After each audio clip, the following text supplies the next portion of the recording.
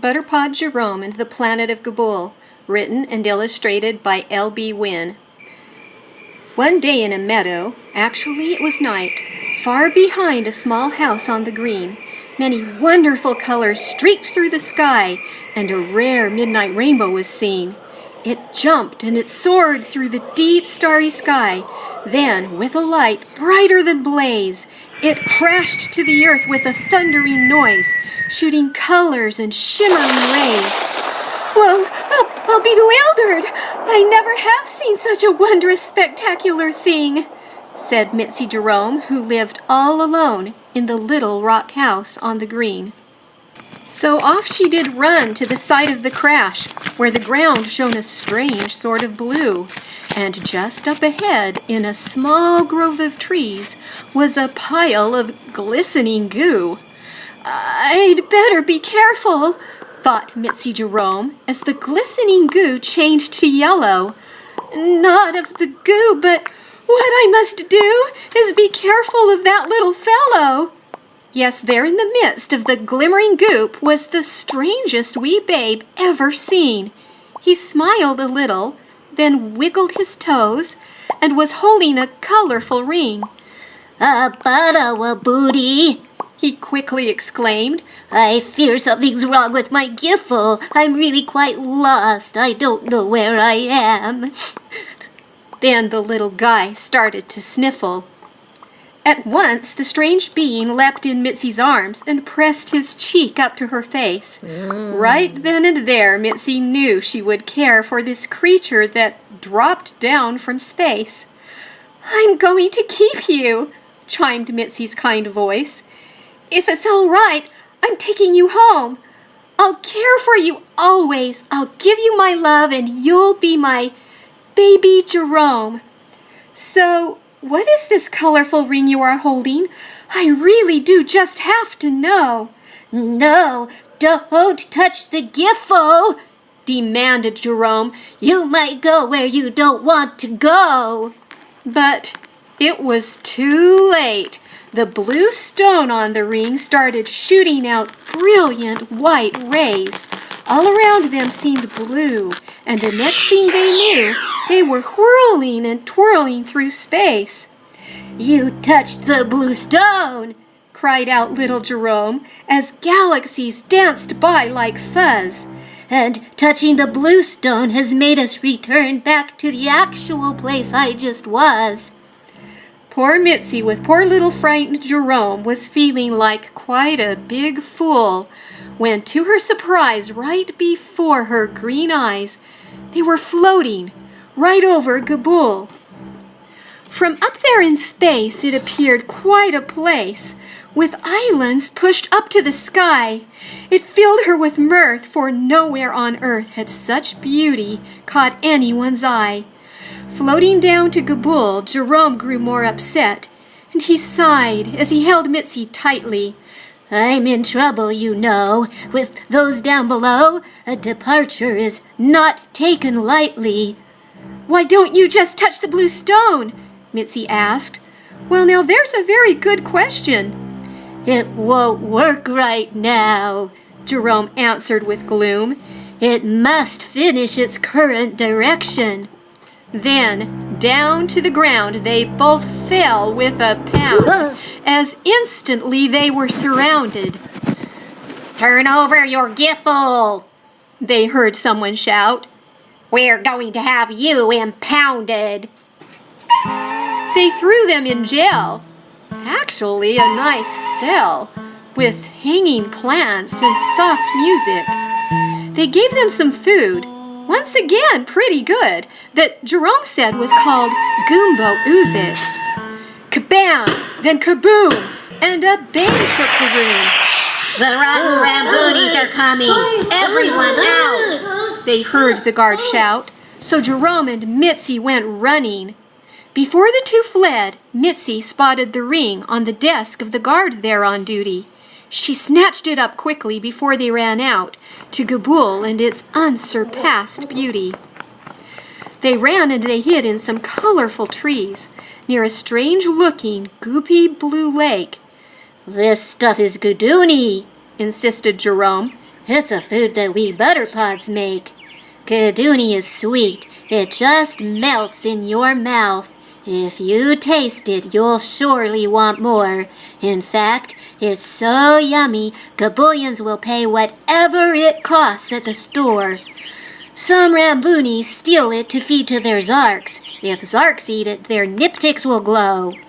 A Zark is a creature that flies with great ease, and niptics are spikes that light where they go. We Butterpods are not allowed to have Zarks, and it really does make me quite sick. I want one so much, but we must use our giffles, although they do get us there quick. Just then, Mitzie remembered the ring she'd retrieved, which she happily gave to Jerome. You're wonderful! This is just great! He exclaimed. How much this will help, you don't know. This ring is a giffle. It does many things, but works only for Butterpods. Kerchunks know we need these bright stones from their land, so they charge way too much. It's called Glimmerrod. Whenever I touch the red stone, you will see whatever I see in my mind. Intentions of others the orange stone reveals. Yellow's for locating things we can't find. The clear stones change glisswid plants into Gadoonie. Green takes us where we want to go. The green and blue stones only work twice a day. Blue takes you back. Well, you already know. The purple stones placed at each end of the row are not only for decoration. When touched for a minute or more, they give strength, and also grant great inspiration. Fill up every bucket! They heard a voice call, so the fugitives dove in a bush. Get in the bush. You'd better work fast, one Ramboonie announced as he gave a slow worker a push. Put down the Gadoonie, called out the police as a small patrol came into view. We don't understand, the Ramboonies exclaimed. We all thought we got rid of your crew. Well, a huge fight broke out between the two groups. Legs were kicking and fists were swinging. We have to do something, Jerome quickly said. These rocks here look real good for flinging. With precision and force, the two hurled the stones. It was shocking what good shots they were. The bandits were frightened. One cried out, "Retreat!" They grabbed a patrolman and fled in a blur. The Butterpod officers circled the pair. Your help saved us all from disaster. We're stunned with you both, but especially him. He's truly a rock-slinging master. They've taken the captain, one officer yelled. I'm sure they will hold him for ransom. Someone has to save him. Of all on our team, it's he who's most funny and handsome. The miniature cops were all broken and bruised. You're not fit to search, Mitzie warned. Stay here and stand guard while the two of us go. Bring him back safe and sound, the squad mourned. Jerome had once wanted to join the police and hadn't quite put it behind him. They couldn't have left a more obvious trail. You'd think that they want us to find them. I'll bet this trail leads us to Tiranook Caves. That's probably where they are lurking. Jerome muttered, We could have beaten them there if only my giffle were working. They'd traveled quite far when they saw up ahead two Ramboonies remove a huge stone. Shh! Don't make a peep, Mitzie said to Jerome. We must not make our whereabouts known.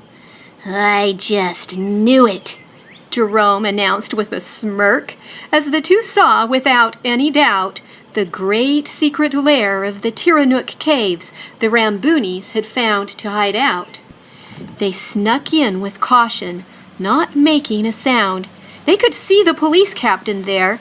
Ramboonies were feeding Gadoonie to Zarks, and the captain was tied to a chair. They quickly untied him without being seen, then quietly made their way out. But as they were leaving the front of the cave, a new guard by the door gave a shout. "They're getting away!"